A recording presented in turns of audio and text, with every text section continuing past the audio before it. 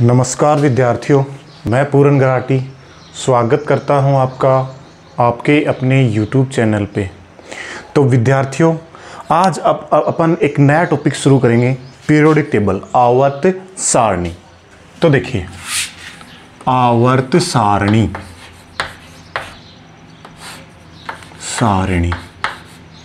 जिससे ही अपन क्या बोलते हैं, पीरियोडिक टेबल। ठीक है,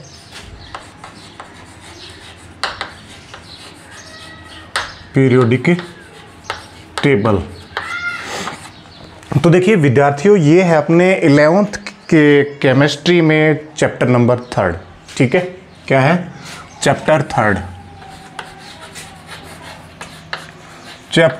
है 11th की केमिस्ट्री में। और वैसे 10th में जो साइंस है उस पर केमिस्ट्री के पार्ट में ये है चैप्टर 5th का चैप्टर है। ठीक है, तो देखिए पीरियोडिक टेबल होती क्या है, आवर्त सारणी क्या होती है, सुनना। जो पीरियोडिक टेबल है, जिस पीरियोडिक टेबल में क्या है, जो एलिमेंट्स हैं, तत्व हैं, उनको अरेंज करते हैं।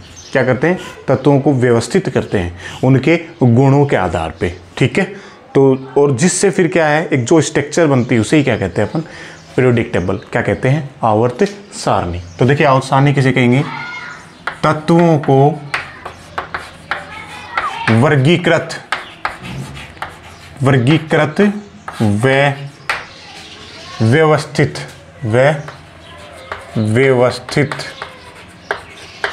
करने पर जो संरचना प्राप्त होती है, उसे ही अपन क्या कहते हैं, आवर्त सारणी। जो स्ट्रक्चर प्राप्त, तत्वों को वर्गीकृत व व्यवस्थित, किस आधार पे? उनके गुणों के आधार पे। तत्वों को उनके गुणों के आधार पर, ठीक है, क्या करेंगे? वर्गीकृत व व्यवस्थित करने पर जो संरचना, जो स्ट्रक्चर प्राप्त होती है, उसे ही अपन क्या कहते हैं, पीरियोडिक टेबल, आवर्त सारणी। ठीक है, तो इसमें क्या है कि मैं तत्वों को, जो अपना एलिमेंट्स हैं जितने, उनको एक जगह रखा जाता है, एक मतलब उनके गुणों के आधार पर, उनकी प्रॉपर्टीज के अकॉर्डिंग उनको व्यवस्थित करते हैं। ठीक है, किसमें? पीरियोडिक टेबल में।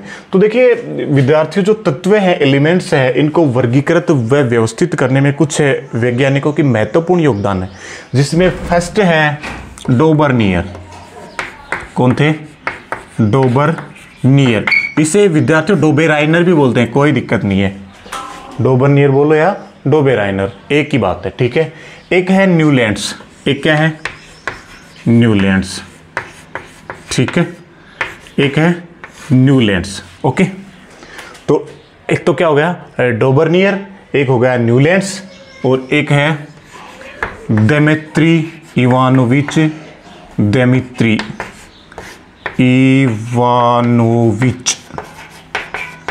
मेंडलीव। ठीक है, इवानोविच मेंडलीव। ओके, और एक है हेनरी मोजले। एक है हेनरी मोजले। ठीक है, तो ये कुछ वैज्ञानिक थे, कुछ साइंटिस्ट थे जिन्होंने एलिमेंट्स को क्या किया था, क्लासिफाइड किया था, वर्गीकृत व्यवस्थित किया था। मतलब पीरियोडिक टेबल बनाने में क्या है, इनका योगदान है। ठीक है, तो एक डोबेराइनर है, ये जो डोबेराइनर है, इसने क्या योगदान दिया? इसने एक दिया नियम, क्या? त्रिक नियम। क्या दिया? त्रिक नियम दिया। ठीक है, ठीक है, इसने क्या दिया? त्रिक नियम। डोबेराइनर ने त्रिक नियम दिया। ओके, और जो न्यूलैंड्स है, इसने दिया था अष्टक नियम। क्या नियम दिया था? अष्टक नियम। ओके, तो जो अपना न्यूलैंड्स था, इसने क्या दिया था? अष्टक नियम। ओके, और जो दिमित्री इवानोविच मेंडलीव है, इसने दिया था आवर्त नियम। क्या नियम दिया था? आवर्त नियम। ठीक है, क्या दिया था? आवर्त नियम। और इसी ने दिमित्री इवानोविच मेंडलीव ने ही क्या आवर्त सारणी को बनाया था। तो इस दिमित्री इवानोविच मेंडलीव को ही क्या कहते हैं? आवर्त सारणी का जनक। आवर्त सारणी का जनक भी इसे ही कहते हैं, फादर ऑफ पीरियोडिक टेबल। क्या? Father of periodic table, PT. ठीक है, फादर ऑफ पीरियोडिक टेबल ही कौन है? Dmitry Ivanovich Mendeleev. ओके, तो अब ये जो हेनरी मोजले हैं, इन्होंने क्या दिया? आधुनिक आवर्त नियम। क्या दिया? आधुनिक आवर्त नियम। ठीक है, आधुनिक आवर्त नियम। ओके, ये किसने दिया? हेनरी मोजले ने। ठीक है, ये हेनरी मोजले ने आधुनिक मॉडर्न पीरियोडिक रूल, ठीक है, आधुनिक आवर्त नियम। और ये क्या है? आधुनिक आवर्त सारणी के जन्म, जो फिलहाल की जो पीरियोडिक टेबल है उसके जनक कौन है? हेनरी मोजले। ठीक है, आधुनिक आवर्त सारणी के जनक हैं, आधुनिक आवर्त सारणी के जनक। ठीक है, father of modern PT, father of modern आधुनिक आवर्त सारणी के जनक। तो क्या हुआ? Father of modern periodic table. ठीक है, आधुनिक आवर्त सारणी के जनक है कौन? हेनरी मोजले। तो इन वैज्ञानिकों ने आवर्त सारणी बनाने में क्या दिया? अपना योगदान दिया। ठीक है, आप देखते हैं अपन को बारी बारी। तो जो पहले लेते हैं डोबर्नियर, और डोबर्नियर ने क्या दिया? त्रिक नियम। ठीक है, तो डोबर्नियर का त्रिक नियम का स्टडी करेंगे अपन। तो देखो,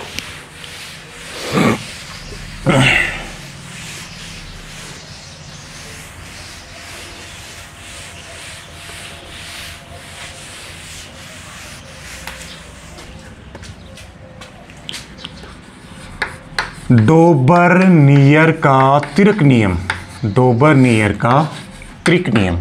ठीक है, त्रिक नियम। तो देखते हैं अपन डोबर्नियर का त्रिक नियम। तो देखो विद्यार्थियों, जो डोबर्नियर का त्रिक नियम है ना, उसमें डोबर्नियर ने क्या बताया कि भाई इन्होंने ना, इसने जो डोबर्नियर ने तत्वों को तीन तीन के समूह में रखा। ठीक है, क्या रखा? तत्वों को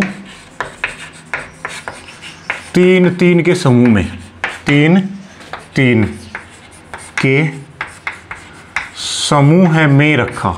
ठीक है, ठीक है भाई साहब, ठीक है विद्यार्थियों। हाँ, तो तत्वों को तीन तीन के समूह में रखा, तत्वों को तीन तीन के समूह में रखा डोबर्नियर ने। और इस तीन तीन के समूह को क्या कहा गया? त्रिक। ठीक है, हाँ, और तीन तत्वों के समूह को क्या कहा गया? तीन तत्वों के समूह को त्रिक नाम दिया। क्या नाम दिया? त्रिक नाम दिया। ओके, तो डोबेराइनर ने तत्वों को तीन तीन के समूह में रखा, और जो तीन तत्वों के समूह को क्या कहा गया? त्रिक। ठीक है, और इसमें नियम में क्या बताया गया कि एक त्रिक में प्रथम और अंतिम तत्व का परमाणु भार क्या है? प्रथम और अंतिम तत्व का परमाणु भार, जिसको द्रव्यमान संख्या भी कहते हैं, उनका औसत क्या है? बीच वाले तत्व का परमाणु भार या द्रव्यमान संख्या होती है। ठीक है, क्या बताया? एक त्रिक में प्रथम व तृतीय तत्व के परमाणु भार ओब्लिक, इसे क्या कहते हैं? द्रव्यमान संख्या। ठीक है, एक क्या है? एक त्रिक में प्रथम और तृतीय तत्व के परमाणु भार ओब्लिक द्रव्यमान संख्या का औसत बीच वाले तत्व का परमाणु भार, या इसे ही क्या कहते हैं? द्रव्यमान संख्या होती है, या द्रव्यमान संख्या होती है। ठीक है, द्रव्यमान संख्या होती है। ठीक है विद्यार्थियों, ये किसने बताया? ये बताया डोबर्नियर ने। क्या बताया? एक त्रिक में प्रथम व तृतीय तत्व के परमाणु भार या द्रव्यमान संख्या का औसत बीच वाले तत्व का परमाणु भार या द्रव्यमान संख्या होती है। ठीक है, और इसने जो डोबर्नियर ने जो त्रिक नियम बताया, इसमें कितने? तीन त्रिकों का निर्माण किया। कितने त्रिकों का? डोबर्नियर ने डोबरनियर ने 3 तरीकों का निर्माण किया। कितने तरीकों का? 3 तरीकों का निर्माण किया।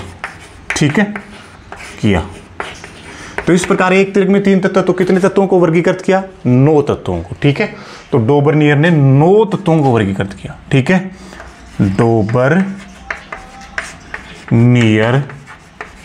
ने 9 तत्वों को वर्गीकृत किया। ठीक है, वर्गीकृत किया।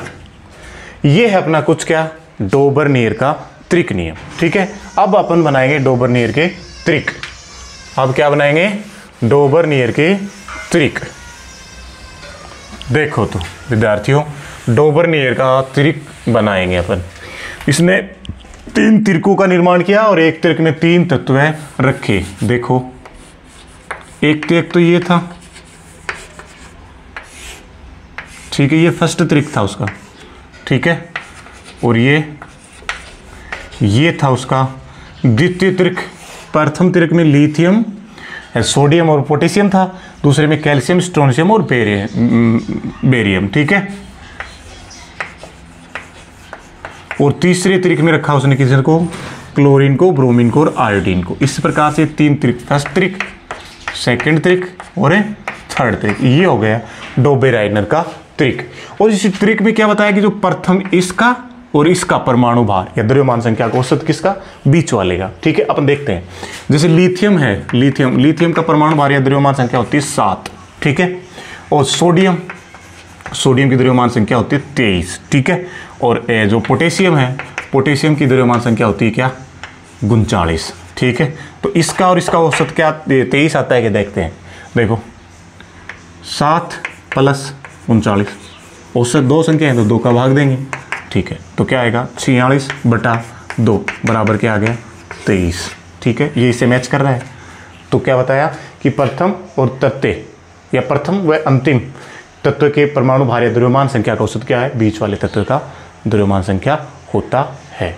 ठीक है, ये दिया क्या? डोबेराइनर का त्रिक नियम या डोबरनियर का त्रिक नियम। अब देखो, इसमें कुछ कमियां रह गई। डोबरनियर के जो त्रिक नियम है उसमें क्या रह गई? कुछ कमियां। तो देखते हैं अपन डोबरनियर के त्रिक नियम की कमियां। तो देखिए विद्यार्थियों, डोबरनियर के त्रिक नियम की कमियां देखते हैं अपन। एक तो क्या है कि डोबरनियर ने जो तत्व को 3-3 के समूह में रखा, यही कमी थी। ठीक है, और क्या है पहली कमी? कि तत्वों को